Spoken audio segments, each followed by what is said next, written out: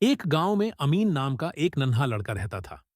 امین بہت شرارتی مگر دل سے بہت نیک تھا۔ ایک دن امین اسکول سے گھر آیا تو اس نے راستے میں ایک بٹوا دیکھا۔ بٹوا پر پیسے اور ایک شناختی کارڈ تھا۔ امین نے سوچا، یہ پیسے میرے لیے کتنے کام آ سکتے ہیں، مگر پھر اس کے دل میں ایک آواز آئی، اللہ ہر اچھی نیت کو دیکھتا ہے۔ امین نے بٹوا اٹھایا اور گاؤں کے لوگوں سے پوچھنا شروع کیا۔ اس نے پہلے مرسلہ دکان والے سے پوچھا، پھر سکول کے نائب قاصد سے، مگر کسی کو معلوم نہ تھا کہ یہ بٹوا کس کا ہے۔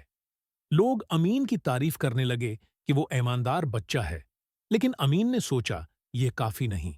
اس نے بٹوا اپنے گھر لے جانے کی بجائے امام صاحب کے پاس جانے کا فیصلہ کیا تاکہ صحیح طریقے سے مالک تک پہنچایا جا سکے۔ امام صاحب بہت خوش ہوئے اور بولے، بیٹے، تم نے بہت اچھا کام کیا، ہمیں اس بٹوا کی جانچ کر کے مالک تک پہنچانا ہوگا۔ امام صاحب نے اسکول اور گاؤں میں اعلان کروایا۔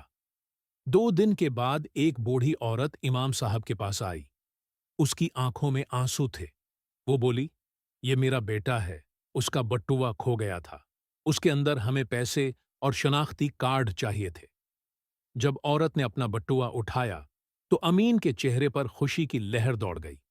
عورت نے امین کو تھوڑا سا انعام دینے کی کوشش کی، مگر امین نے کہا، میں نے اللہ کا شکر ادا کیا۔ گاؤں میں امین کی ایمانداری کی خبر پھیل گئی۔ کچھ لوگ حیران تھے کہ ایک بچہ اتنا ایماندار کیسے ہو سکتا ہے۔ امین کے والدین نے اسے سمجھایا، بیٹا، سچ اور ایمانداری وہ راستے ہیں جو اللہ پسند کرتا ہے۔ امین نے فرمان نبوی کی وہ بات یاد کی کہ انسان کا سچا دل اللہ کے قریب ہوتا ہے۔ کہانی کا سبق: ایک چھوٹا اچھا عمل بھی بڑی خوشی لا سکتا ہے۔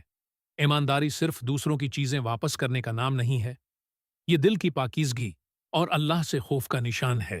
ہمیشہ سچ بولو، اچھا کرو اور اللہ پر بھروسہ رکھو۔